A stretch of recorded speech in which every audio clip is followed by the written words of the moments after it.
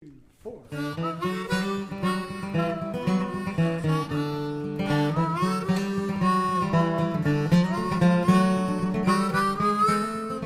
Welcome to W&L Sports Weekly. I'm your host, Jeremy Franklin. This week we'll speak with wrestling assistant coach Mike Bennett, men's swimming captain Brandon Barnds, and men's basketball captain Ben Goetsch. But first, here's a look back at last weekend in Washington sports. The women's soccer team advanced to the second round of the NCAA Division III tournament with a 4-0 win over Christopher Newport at Watfield on Saturday, but fell 2-0 to ODAC rival Lynchburg in the second round on Sunday. Senior Maggie Sutherland headed home 2 corner kicks from sophomore Paige Minton in the victory over the captains as the Generals scored all 4 of their goals in the second half. Washington finishes the season at 17-2-3. The cross-country teams competed at the NCAA South-Southeast Regional in Greensboro. The women placed 5th, while the men finished 8th overall. Senior Kat Telfian qualified for the national meet with a 12th place run, and she was joined on the all-region team by senior Sarah Keckler and first-year Lauren Schultz. First-year Harrison Tucker finished 24th to earn all-region honors for the men. The wrestling team opened its season at the Ursinus Invitational in Collegeville, Pennsylvania on Saturday. Sophomore David Dennis had the best finish for the Generals, coming in as the runner-up in the 157-pound weight class. On Sunday at the Warner Center, men's basketball kicked off its 2009-2010 campaign by defeating Greensboro 67-55. Senior Ben Goetsch tallied a career-best 29 points in the win. And on Tuesday, Washington Lee fell 64-55 to Mary Washington in the season opener for women's hoops. Sophomores Meg Ingram and Becca Bolton each recorded 16 points in the contest. With me now is wrestling coach Mike Bennett. Mike, welcome back to W&L Sports Weekly. Good to be here. Thanks, Jeremy. What did the Generals accomplish at Ursinus this weekend? Well, we accomplished a few things. In the most literal sense, we won some matches and we lost some matches. David Dennis had an outstanding tournament. He made it all the way to the finals before losing to a very, very good, the 4th-ranked wrestler in the country from the College of New Jersey. And it was a close match. It was a 1-takedown match. So, we accomplished the fact that we know David Dennis is good, and we know that he's going to have a good thing, a good season. In another sense of the word, we learned where we were. We learned what we do well and what we don't do well.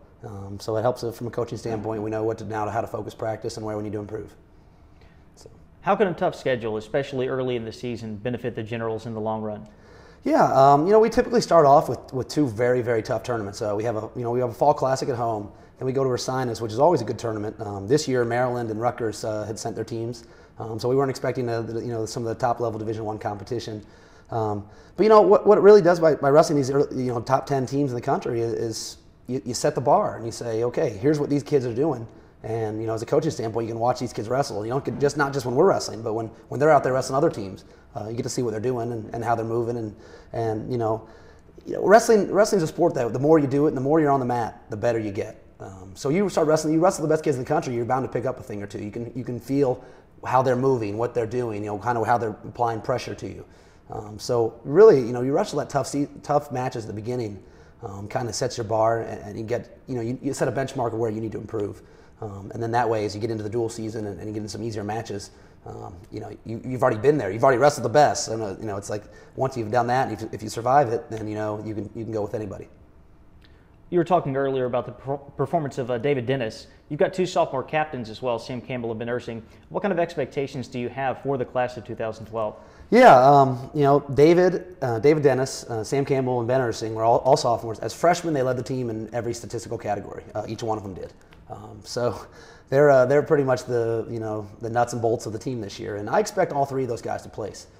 David Dennis should be competing for a conference championship. He's lost in his career. He's lost to 5 All-Americans, and it's all been a 2 or 3 point match. And so we think that he's something special, and we expect him to be in the finals competing to win. Ben and Sam, I think, should be. Ben took 3rd last year. Campbell took 4th in the conference thanks to a medical forfeit. But we expect we expect both of them to be competing for a finals position. I think 2nd place is not out of the question, and maybe even, if we wrestle tough, we can, send maybe 1 or 2 kids to the nationals this year. So that's the goal for these guys. That they're the leaders in the room, and we also look forward to them mentoring, the younger kids that come in. As a team, what will the Generals need to do to be successful this winter? Yeah, the dual meet season is going to be tough for us. We got some holes in the lineup, and we just, like last year, our biggest problem was we gave up a lot of pins. And like 3 times last year, we came down to the final match. If we won the match or we didn't get pinned, we win the match, and we gave up the pin. So that's the biggest key. Is we have to stay off our backs. We cannot get pinpoints. As far as the conference tournament is, with those 3 sophomores, if they can get in the finals or place in the top 3, we should be able to compete and move up our conference finish. We also have John Brown, a senior, Sam Bruska, a senior, and Keith Jaworski, a junior. And on all 3 of those, I expect to be, fighting for that 3rd or 4th place match. It's very realistic for all of them. They got close to placing last year, and if those 3 guys step in, along with our 3 sophomores, I think we can have a top 5 finish in conference, and that'd be, I think the highest we've ever finished in the Centennial is 5th. So if we can finish 5th or better, that'd be great. I mean, that would be a fantastic season for us. Well, Mike, thank you for joining us here. Hey, thanks for having me. Joined now by Brandon Barnds, senior swimming captain from Mission Hills, Kansas. Brandon, welcome to the show. Thanks for having me, Jeremy. What did you learn about the Generals from that meet against Wingate, Catawba, and Rollins earlier this month? Well, as you may well know, Wingate, Rollins, and Catawba are some of our most fierce competition in our conference. And so to have a chance to swim against these teams early in the season really gave us a chance to see the capacity of the team, all the way from the freshmen through seniors, to rise to the occasion and really be able to race against the person next to you in the pool and focus on out-touching the person next to you no matter how tough the competition may be. What has been your favorite experience so far as a W&L student athlete? I have really enjoyed over the years, and this has been a long process for me, but really trying to figure out the best balance between working, studying, athletic, practicing, meets, and then getting enough sleep. And finding that proper balance and then trying to, really reap the rewards of doing all those things and still being successful in the pool and focusing on academics has been very rewarding. What kind of personal and team goals have you set for 2009-2010? As a team, we really want to place top 10 at the national competition. And along the way, certain things that we need to do is keep our competition at a high level during dual meets, and then also winning the Bluegrass Mountain Conference. And in order to place top 10 at nationals, we really are trying to get at least 10 people to qualify for the NCAA competition. And along the way, I hope that I'm going to be able to contribute at the national competition and contribute at the Bluegrass Mountain Conference to help us do that. How will a tough schedule help you achieve all those goals? Well, our tough schedule, I'd say this year is probably one of the toughest schedules I've had since being here now for 4 years. And I really think that this tough schedule is going to give our team a chance to focus on race plan, race technique, in some of the venues that we're going to be swimming in for conference, for instance.